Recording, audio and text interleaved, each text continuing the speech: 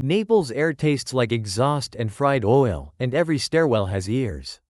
You learn fast which bars are safe, which scooters aren't yours, which older men watch without blinking. One nod can buy you cover. One mistake can buy you a cell. This is your life, level by level, inside the Camorra Hitman ladder. Level 1, the picciotto, street recruit. You're useful because you're forgettable. You spend whole afternoons outside a bar off a loud main road, pretending you're just killing time. The older guys clock everything. Your shoes, your hunger, how fast you look away when a police car crawls past. Some days it's a scooter repair shop. Some days a public housing stairwell that smells like damp concrete and cigarette ash.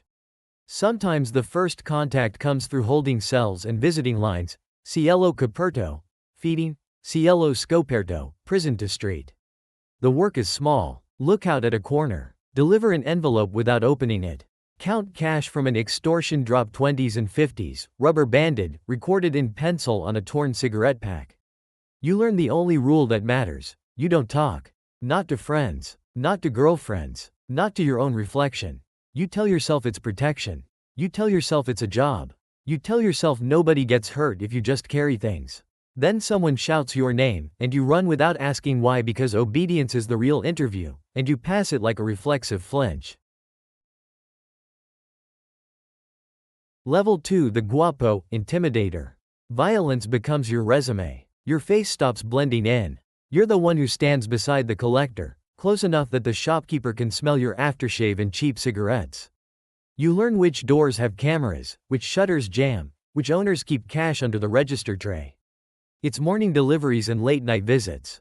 A hand on a shoulder. A quiet warning in a stairwell. A glance that says, pay now. The lesson is never abstract. A tire gets slashed outside a bakery. Fingers get bent back one by one on a stockroom floor. A man gets made to apologize out loud in front of his own customers. Cash comes in folded stacks, and with it come favors. A better table at the cafe, an appliance found for your mother, a mechanic who fixes your scooter without asking questions. You tell yourself you're building respect. You tell yourself fear is cleaner than blood. You tell yourself the neighborhood needs order. But admiration and hatred start to look identical, and your name becomes a uniform you can't take off. Level 3, the soldato, button man. You learn the city's quickest way to disappear. You're handed a name, a routine, and a window. He leaves his building at dawn. He drinks espresso at the same counter. He turns left into an alley with one clean exit and no streetlights that work. The job feels like a timetable. You move in pairs, sometimes 3, living off burner phones that never save contacts and meet-ups spoken in half sentences. The approach is speed. A scooter that coughs once then goes silent. A helmet visor down. Gloves even in warm weather. You rehearse the exit more than the shot where the back street opens, where the road dips, which corner has a gap between parked cars. Afterward you ditch the jacket, swap shoes, and walk like you're just another man heading home with bread. You tell yourself the sound will be thunder. You tell yourself you'll feel powerful. You tell yourself you'll feel nothing. The gun's report is small. The sirens are louder. And later, in your own kitchen, you realize the city doesn't swallow you whole, it digests you slowly, one detail at a time. You've learned to carry messages, then fear, then a man's last seconds. Next, they hand you a map instead of a target, your streets, your crews, your enemies, your funerals. Level 4, the capozona, neighborhood war chief. You don't just pull triggers, you place them on a map. Maps start showing up in your head before they ever touch paper. Which piazza is loyal? Which stairwell echoes? Which garage has a back gate wide enough for a scooter and a body? Your mornings are espresso in a chipped cup and quick meetings in a parked Fiat with the windows cracked for cigarette smoke. You keep 2 phones. One for scheduling, one for emergencies that don't get named. You don't walk a route twice. You rotate bars, barbers, pharmacies. You sit with shop owners who suddenly want to help, and you note who looks past you and who can't hold eye contact. You send picciotti to count patrol cars, soldati to test exits, guappi to apply pressure where money slows. The power is leverage. You decide which corner becomes a tax farm and which alley becomes a kill box. You tell yourself it's organization. You tell yourself it's defense.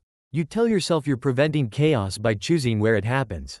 Then you realize you don't control violence, you schedule it, like garbage collection, and it still stinks through the whole neighborhood. Level 5 The Clan Enforcer, Wartime Specialist.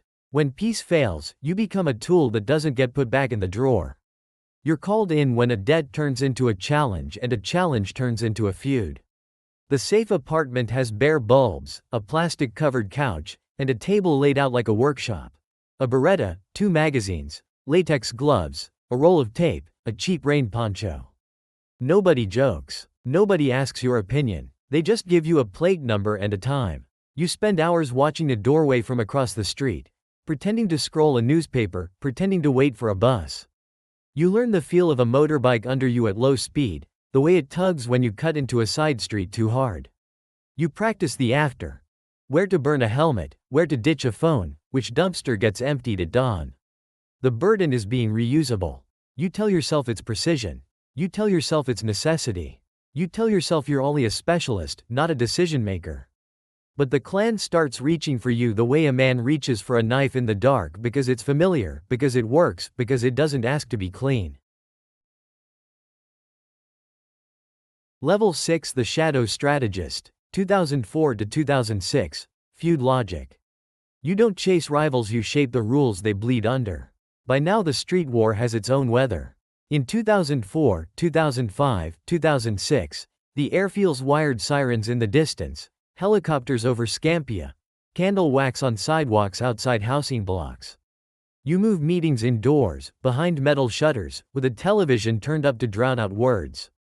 Names come to you in fragments. Cousins, brothers-in-law, friends from school. Every link is a potential fuse. You stop thinking in individuals and start thinking in chains. If one crew loses a lookout, another crew loses a route. If a gun gets seized, a stash house has to move by nightfall.